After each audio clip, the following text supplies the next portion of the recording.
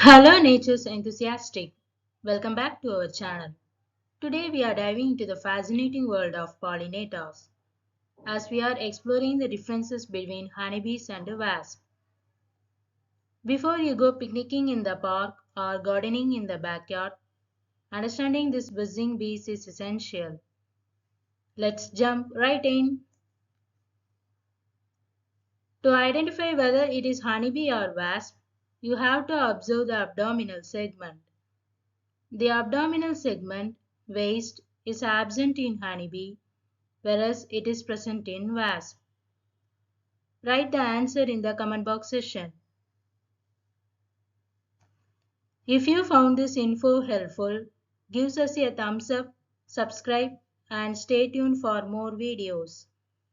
Until next time, keep exploring the wonders of natural world.